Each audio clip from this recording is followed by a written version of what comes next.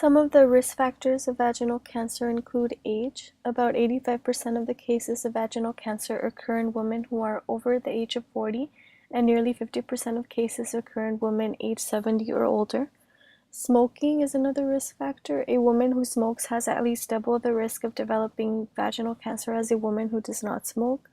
Alcohol. Some studies have suggested that drinking alcohol increases a woman's risk for developing vaginal cancer, although it is not clear if this is entirely caused by alcohol or whether it may be related to associated risk factors such as smoking or HPV infection.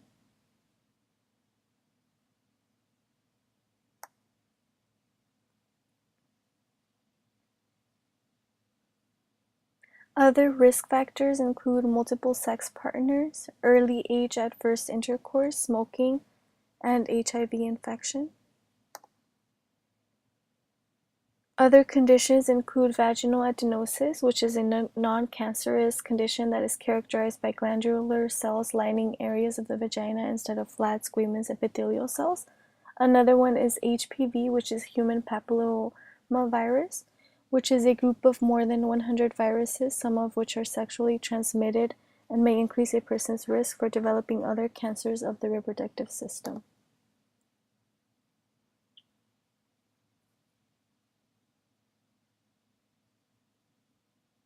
Some other conditions include cervical cancer, which is a previous diagnosis of cervical cancer, or cervical dysplasia, which is a precancerous condition that can increase the risk for developing vaginal cancer. HIV is another one, which is a human immunodeficiency virus. It can increase a woman's risk of developing vaginal cancer. Another one would be the thioplastilbestrol, DES. It's when women whose mothers were exposed to DES, which is a hormonal drug that was used from 1940 to 1971 to prevent miscarriage, are at increased risk for developing a specific subtype of vaginal cancer called clear cell adenocarcinoma.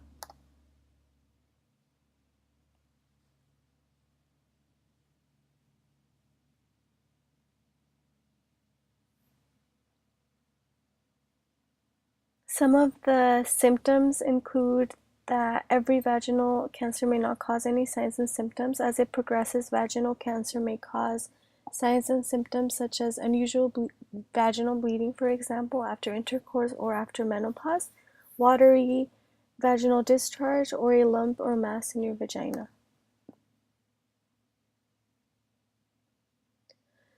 Some other symptoms would include painful urination, frequent urination, constipation, and pelvic pain.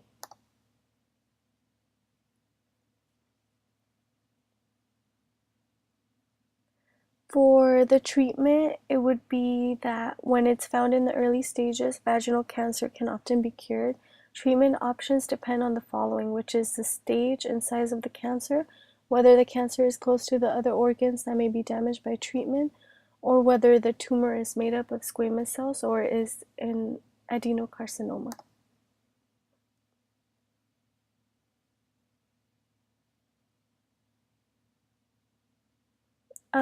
Other factors that play an important role in treatment is whether the patient has a uterus or has had a hysterectomy, or whether the patient has had past radiation treatment for the pelvis.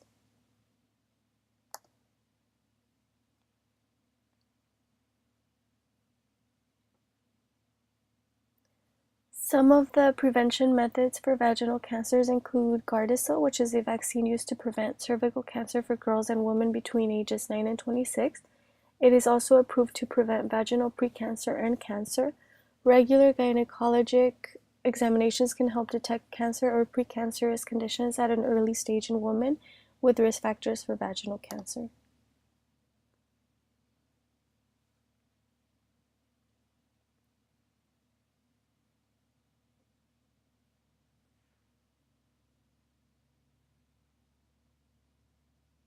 Certain factors that can help prevent vaginal cancer include delaying first sexual intercourse until the late teens or older, avoiding sexual intercourse with multiple partners, avoiding sexual intercourse with someone who has had many partners, practicing safe sex including condom use, although condoms cannot fully protect against HPV, having regular Pap tests to find and treat precancerous conditions, and not starting to smoke or quitting if you do smoke.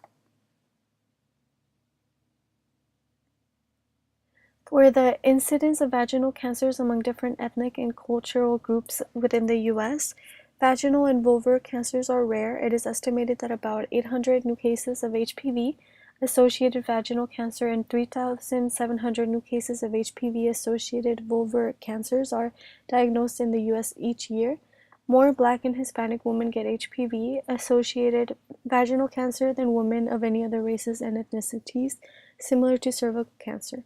More white women get HPV-associated vulvar cancer than women of other race.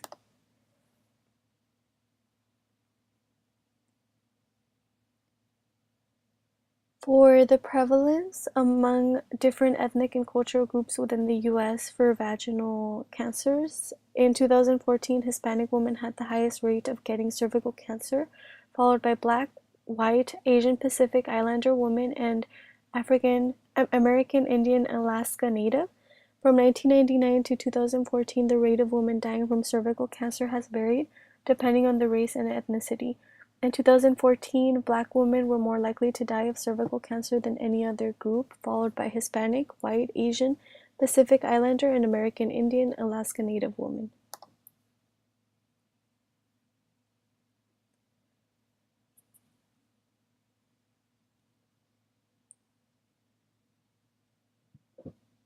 And lastly, these are just the references that I used for my presentation.